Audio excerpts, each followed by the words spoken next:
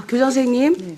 혹시 정순신 변호사와 부인 조 씨, 그리고 서울에서 학교폭력 자치위원으로 활동했다고 하는 송계동 변호사와 공적 사적으로 혹시 연관이 있으십니까? 없습니다. 일면식도 없으십니까? 네. 예, 나중에 수사기관에서 밝혀지면 큰일 납니다. 네. 네. 법조인의 카르텔은 견고했습니다. 법조인 아버지를 둔 정구는 확실한 신의 아들이었습니다. 국가수사본부장에 발탁된 정순신 변호사는 연수원 27기로 한동훈 법무부 장관의 동기입니다. 거기에 강제 전학이 부당하다고 재심을 청구한 정군의 어머니 조 씨의 법률 대리인도 연수원 27기인 송계동 변호사였습니다.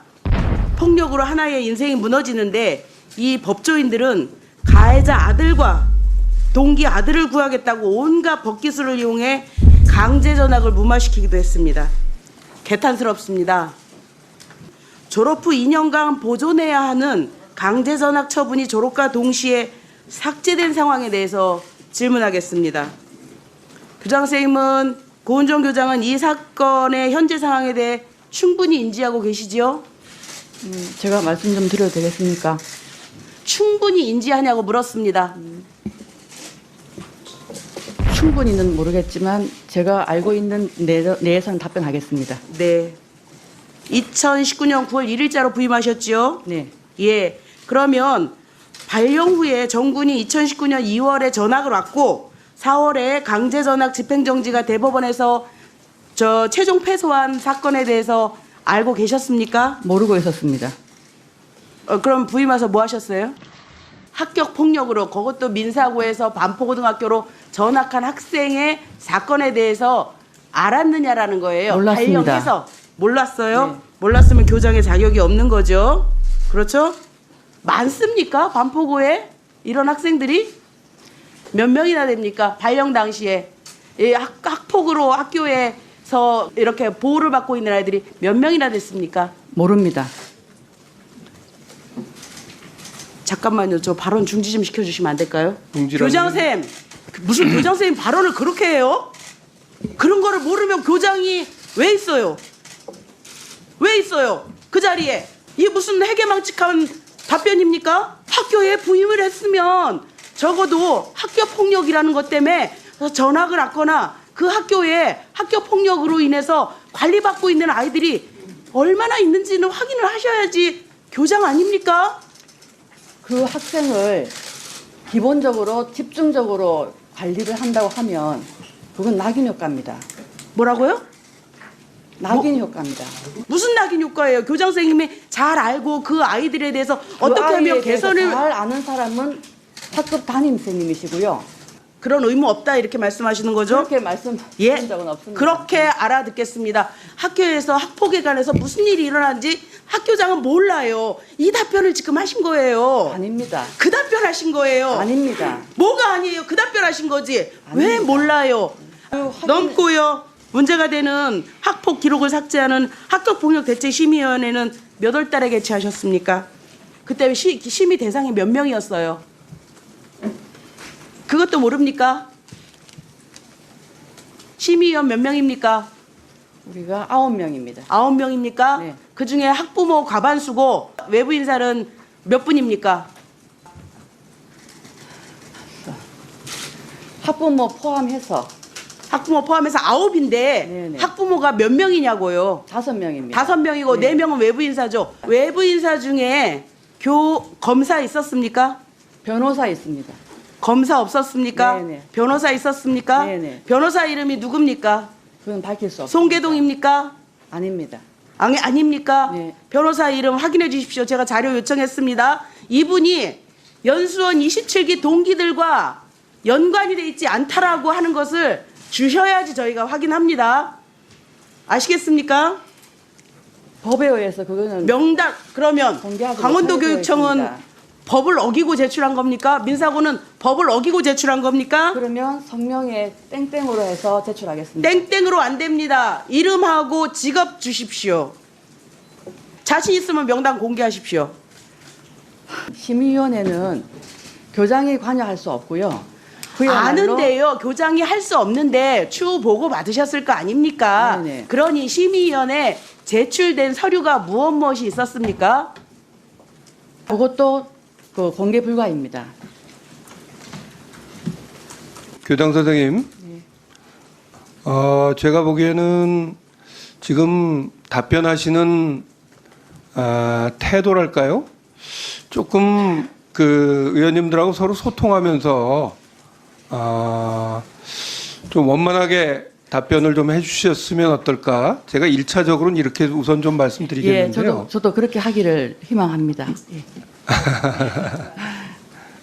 이 학생의 학폭 자치위 당시의 판정 점수를 보시면은요, 가해 학생의 반성 정도, 없음, 낮음, 화해 정도, 심사위원 전원이 없음입니다.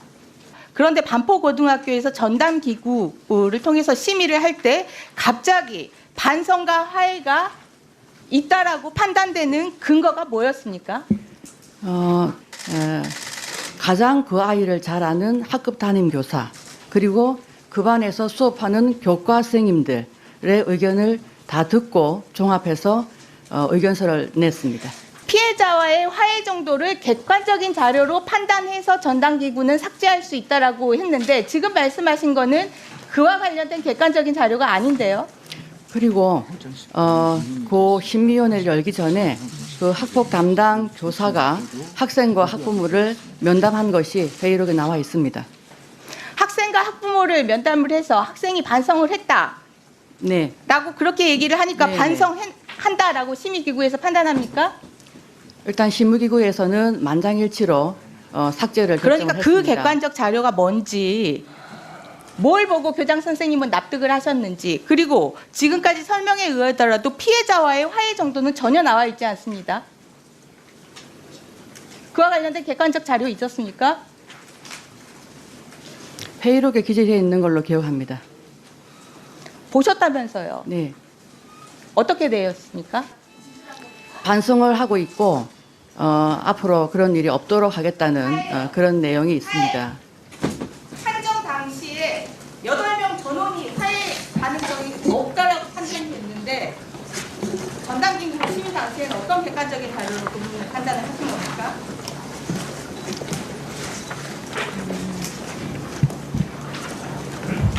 답변하세요. 네, 지금 찾고 있습니다. 그 회의록에 기재되어 있는 것 같다고 지금 말씀하셨잖아요. 네, 화해 정도에 대해서 어떻게? 회의록은 제가 공개를 못 하고요. 네? 그 회의록은 공개를 못 하고요. 있었다고 봤는데 그 자료는 국회에 못 줍니까? 어떻게 학생과- 교장 선생 말씀을 믿을 수가 있어요? 저도 답답합니다. 학생과 학부모의 동의가 있으면 공개를 하겠습니다. 아 참네. 이거 장관 차관도 좀 잘 들어주세요. 학교 폭력 기록을 삭제했는데 중요한 요건이 있어요. 반성하느냐, 화해했느냐 하는데 그 중요한 입시를 앞두고 반성하냐고 물어보면 반성 안 한다고 답할 사람이 어디 있겠어요? 그런데 화해는 그것과 다르죠. 상호적인 거 아닙니까? 화해가 제대로 이루어졌는지 여부에 대해서는 도대체 뭘 가지고 판단을 했다는 건지 지금 교장 선생님 얘기는 자료는 공개 못 하겠는데 내가 본 것 같다. 우리가 이렇게 넘어갈 수가 없어요. 어떻게 생각하세요? 그 삭제를 하기 위해서는 폭력대책심의위원회 심의를 반드시 거치게 되어 있습니다. 내가 거기 그리고- 요건이 있잖아요. 네, 그 심의 내용 안에는 그 심의는 위원 9명으로 구성되어 있고요. 그 위원들이 서로 협의를 하는 겁니다. 그러니까 예. 반성은 본인한테 물어서 본인이 반성합니다 하면 뭐 사실 여부를 떠나서 그렇다 치고 화해는 어떻게 확인하느냐 말이에요. 화해는 상호적인 거 아니에요.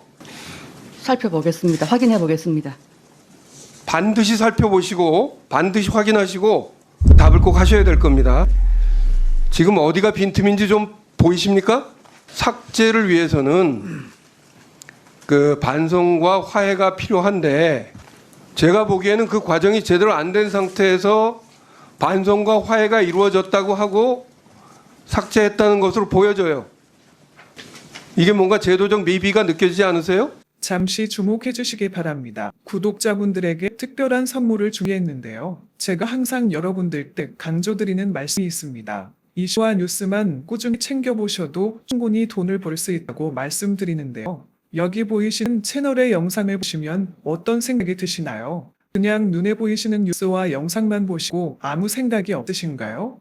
그렇다면 저는 잘못된 것이라고 말씀드리고 싶습니다. 그 이유가 무엇이냐면 제가 8월 초에 뭐라고 말씀드렸나요? 지금은 바이오에 관심을 가져야 한다라고 뉴스만 보고 넘기지 마시고 투자를 직접적으로 생각해봐야 한다고 말씀드렸는데요. 이런 썸네일들과 영상을 통해서 충분히 구독자님들께도 전달이 되셨을 겁니다. 이런 바이오 이슈가 되었을 때 부자들은 어떻게 생각할까요? 바이오 관련주는 무엇이 있는지, 어떤 종목이 가장 좋을지, 어디에 투자해야 돈이 몰릴 수 있는지 자연스럽게 생각한다고 말씀드렸습니다. 지난번에 구독자분과 함께하는 주식으로 수익 내기를 진행했었는데요. 100% 무료로 진행을 했고 이 사진을 보시면 아시겠지만 구독이라는 문자 메시지를 남겨주신 모든 시청자분들께 이렇게 바이오 관련주 중에 가장 급등할 확률이 높은 한 종목을 드렸습니다.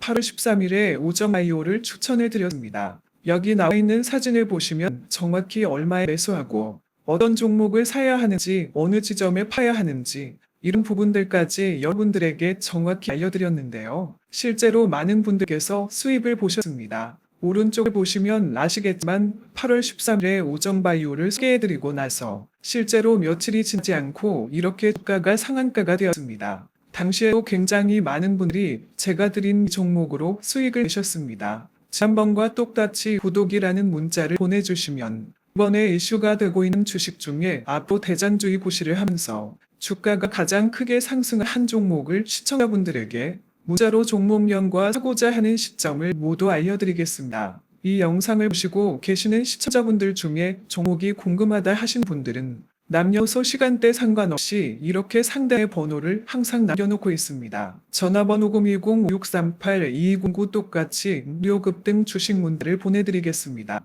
돈을 받는 것도 아니고 투자를 대신해 드리는 것도 아니고 부담없이 구독 문자 보내주시면 되십니다. 수익이 나신다면 구독과 좋아요 한 번씩